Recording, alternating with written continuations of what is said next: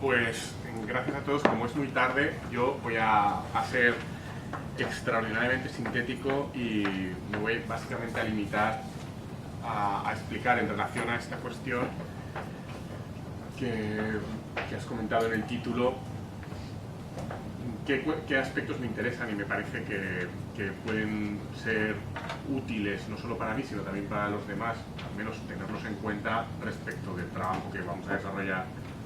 en los próximos años. Y básicamente, dentro del amplísimo marco al que el proyecto se refiere, ¿no? Regulación de la transformación digital, es algo extraordinariamente amplio. A mí lo que me interesa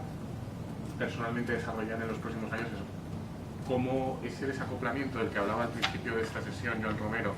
entre Estado y mercado, entre la capacidad de los agentes políticos y la capacidad de los agentes económicos para determinar el marco y las reglas del juego, ese desacoplamiento se está visualizando y exacerbando en el marco de esa transformación digital. Y en concreto, qué mecanismos, qué medios, qué instrumentos le quedan al Estado para intentar corregir ese desfase, ¿no? En un contexto que más que de economía colaborativa es de transformación digital. Ha habido también discusión aquí sobre las cuestiones terminológicas y conceptuales. A mí eso me da un poco igual, porque parto de la base de que allí donde, si nos queremos fijar en los meros intercambios de tipo más colaborativo, atendiendo a la raíz tradicional etimológica del término y a la vocación indudablemente publicitaria de su uso,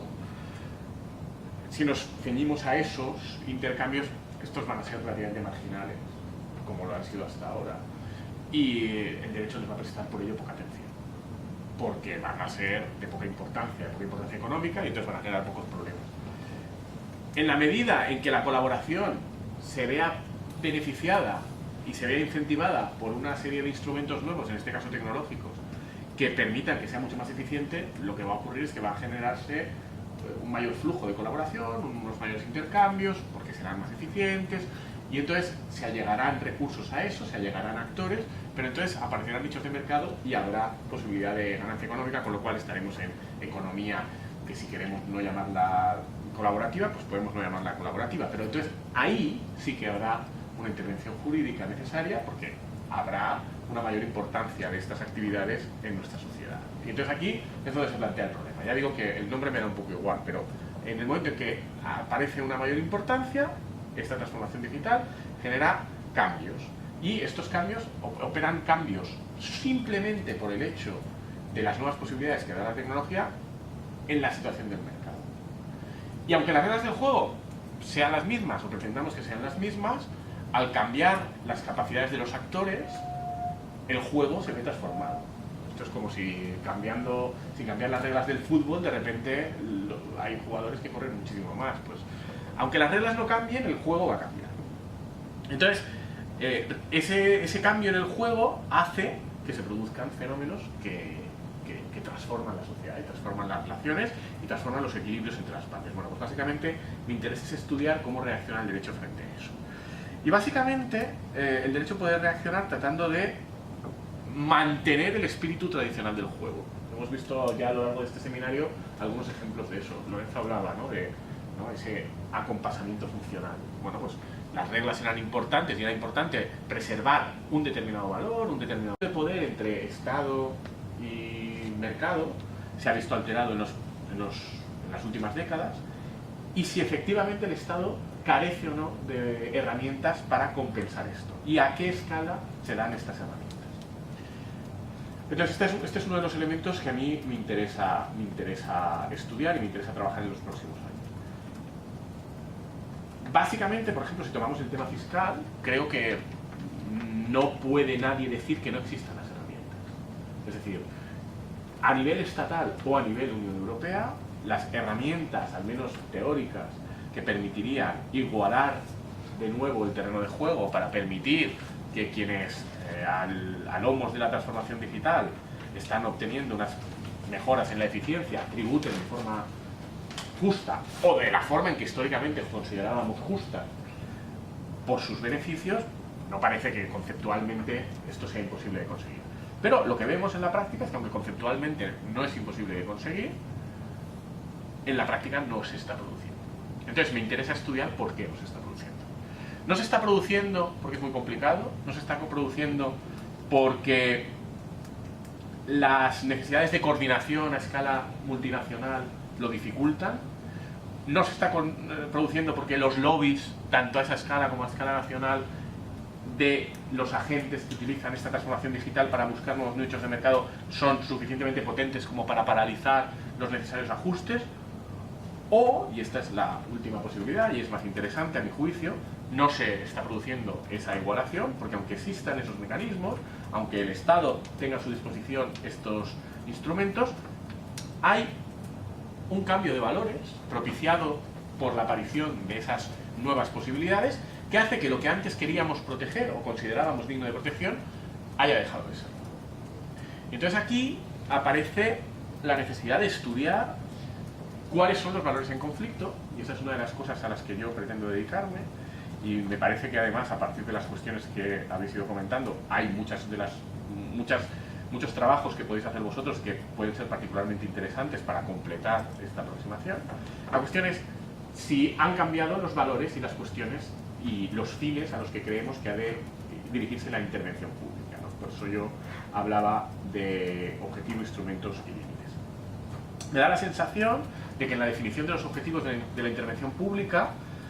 vivimos en una sociedad que a medida que ha podido incrementar la eficiencia de forma extraordinariamente potente, no solo es que haya pensado que incrementar la eficiencia es bueno,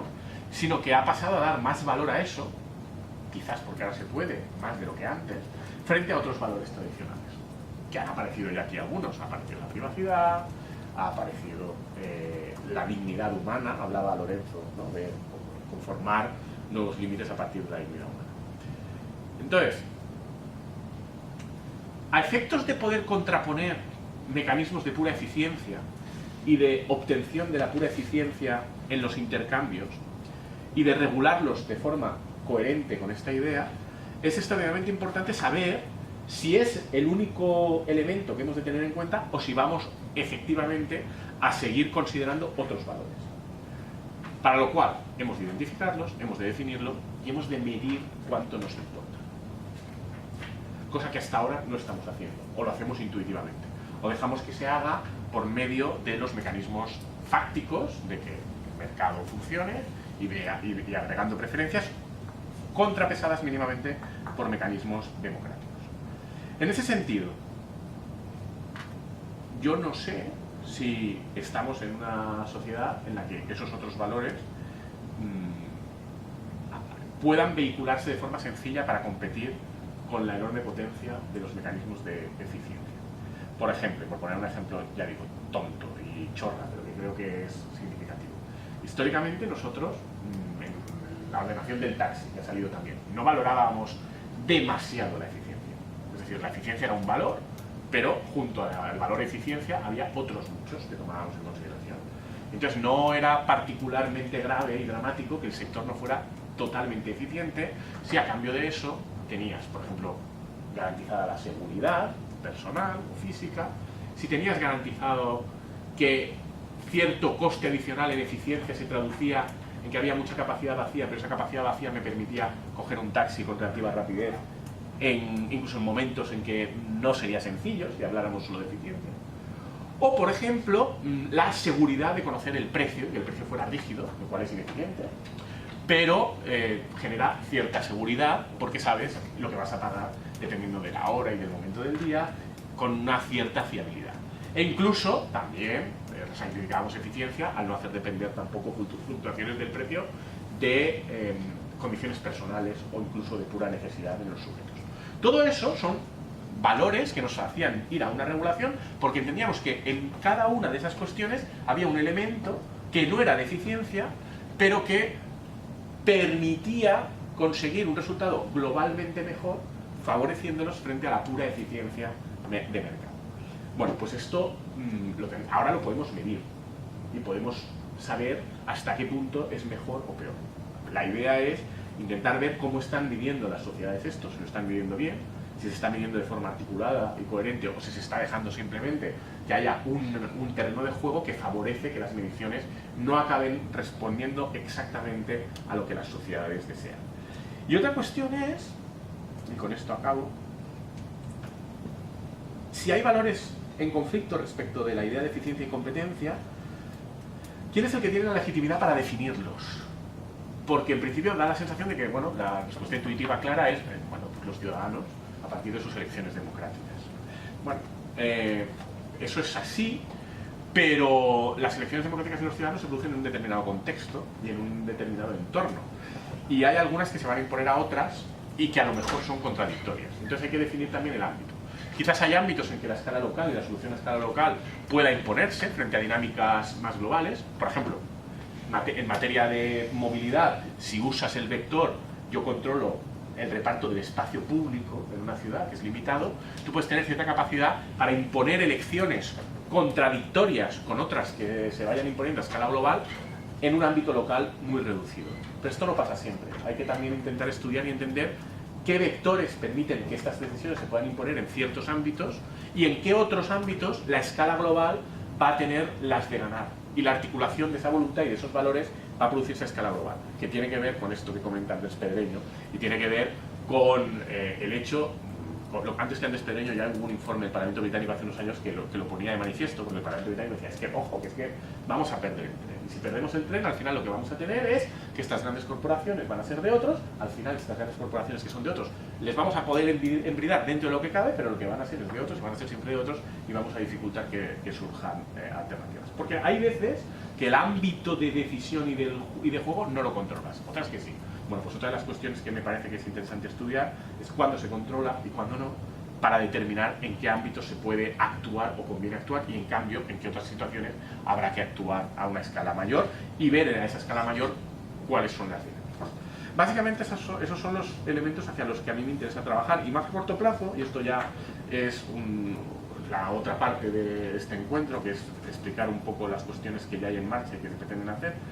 En un plano más inmediato, la idea es centrarme, y eso no lo hago yo solo, sino que lo hago con otras personas, en el análisis del instrumento que de momento está aflorando como casi el único que están utilizando los estados para regular esto, que es la idea de competencia. Lo cual no es neutro, es decir, si solo estudiamos estos sectores y los problemas que se producen, y si solo tratamos de reequilibrar las dinámicas introducidas por las plataformas digitales a partir de la idea de vamos a garantizar que la competencia sea equilibrada, justa, libre, ya estamos introduciendo un valor ahí, y es que solo es ese el que tenemos que atender. Dejamos de lado otros, pero incluso atendiendo solo a ese valor es extraordinariamente interesante ver lo que están haciendo o dejando de hacer los estados y la Unión Europea en este sentido. Y, muy rápidamente, como tenemos un proyecto de investigación previo que en parte nutre a del Ministerio, el profesor Domènech y yo, bueno, más gente, pero el profesor Domènech y yo somos los que lo coordinamos. En este proyecto hemos hecho ya varias cosas y justamente este año y este ejercicio, 2018, la idea que teníamos era dedicarlo a estudiar en parte esto, es decir, cómo las plataformas digitales alteran los mecanismos tradicionales de competencia y cómo la regulación que viene de la Unión Europea está tratando de reequilibrar eso que la tecnología, reequilibrar jurídicamente lo que la tecnología había desequilibrado por pura cuestión técnica. Básicamente lo que queremos hacer es hacerlo a partir de una jornada, un congreso, una conferencia lo más internacional posible. Para eso nos está ayudando, está ahí, bueno, no nos está ayudando, lo está haciendo ella básicamente, que es Carmen Rodilla, que es compañera en la Facultad de Derecho aquí en la Universidad de Valencia, de Derecho Mercantil, y la idea es montar algo muy abierto, hacer un call for papers muy general, intentar difundirlo en toda Europa lo más posible, no tanto para construir un programa a partir de que nosotros decidamos quién es interesante y qué cosas está bien que nos cuente una persona concreta, sino recibir cuantas más propuestas mejor y a partir de ahí construir un programa atendiendo a qué temas identifiquemos que nos han llegado en propuestas que son interesantes para que sea un programa coherente y evidentemente a la calidad del trabajo metodológico. Esto está pensado para 27, 28, 29 de junio de este año y hasta el último día de marzo hay tiempo para hacer propuestas. Con lo cual, una de las cosas que yo también quería hacer hoy era deciros que esto existe y pediros ayuda, en el sentido de cualquier propuesta que tengáis respecto de esta temática, hacedla, y cualquier persona que conozcáis, aquí o en Europa o fuera de Europa, que penséis que pueda estar interesado en esto, enviadle por favor la información, que luego yo os pasaré por email, para que este Call for Papers circule lo más posible, porque cuanta más gente venga de fuera, cuanta más gente venga de ámbitos que no sean estrictamente jurídicos, cuantas más aportaciones diversas tengamos, más enriquecedor será lo que aprendamos en el seminario, que es, ya digo, la acción a corto plazo planteada en esta línea de trabajo. Bueno, luego habrá más de aquí, porque hay 4 años más por delante, pero esto es básicamente un poco el planteamiento general de aquello a lo que me quiero dedicar yo y la idea concreta de trabajo para este año en relación a ello. Ya está.